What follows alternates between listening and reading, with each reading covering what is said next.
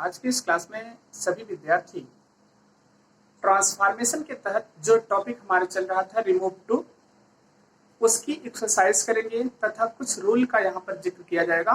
जो रूल आपको पहले नहीं बताया गया है लेकिन उसको एक्सरसाइज के माध्यम से हम यहाँ पर जिक्र करेंगे।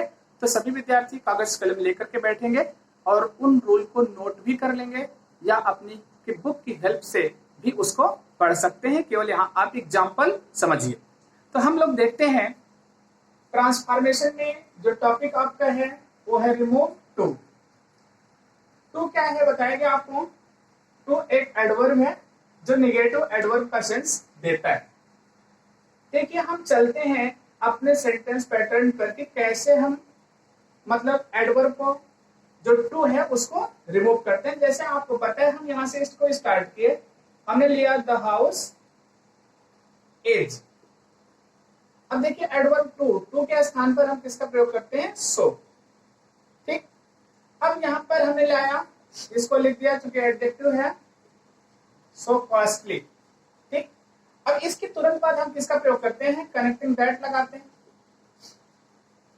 दैट लगाने के बाद देखिए यहां पर लिखा है टू बी परचेज्ड।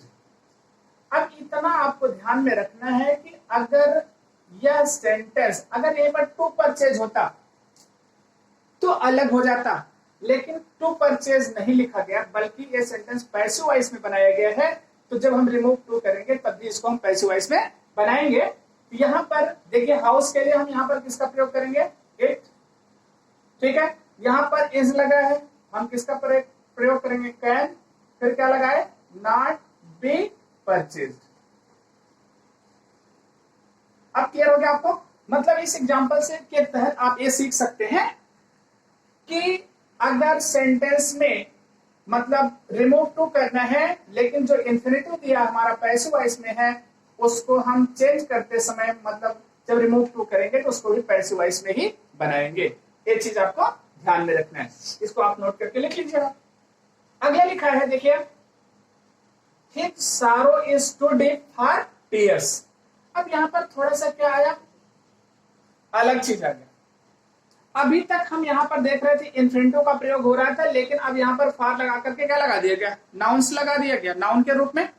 अब हम इसको किस रूप में चेंज करते हैं, इसको देखिए कहां पर सेम रहता है, कहां पर परिवर्तन होता है। हमने यहां पर लिखा है हिज, इसके बाद क्या लिख दिया, सारो। क्लियर हो गया। यहां पर हम लिखा क्या, सो। ठीक है, डीप लिख दिया, हिज सारो।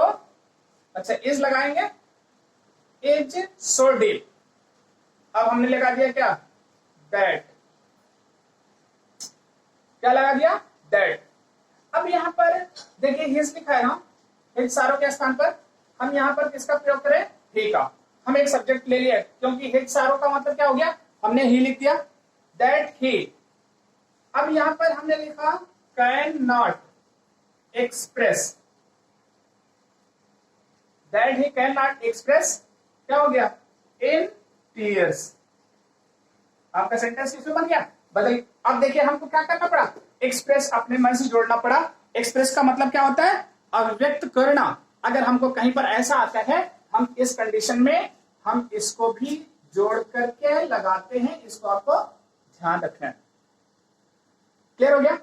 अब ऐसे जैसे मान लीजिए my heart has too full for words.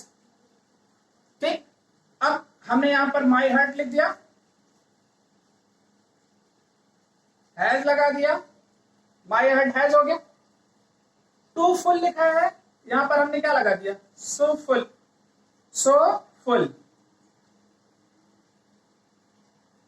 ठीक, अब क्या हो गया, दैट हमने लगाया। अब यहां पर माई हार्ट है, आई लगा दिया। ठीक है, यहां पर क्या है, हैज। तो हैज के स्थान पे हम यहां पर किसका प्रयोग कर सकते हैं, आई कैन नॉट। ठीक है, स्पीक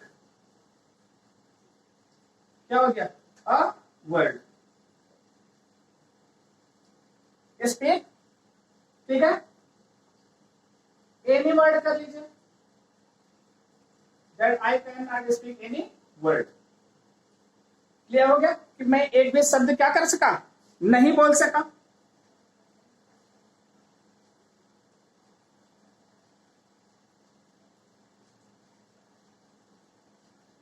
अब इसी का कह सकते हैं I can not speak in words कर सकते हैं, लेकिन आपका ये भी क्या हो गया, गलत नहीं है, ये सेंटेंस भी आपका सही हुआ। चलिए अगला लिखा गया he is too eager for praise. अब देखिए यहां थोड़ा सा अलग आ गया, जहां पर ऐसी कंडीशन आती है उस स्थान पर हम ओवर का प्रयोग करते हैं।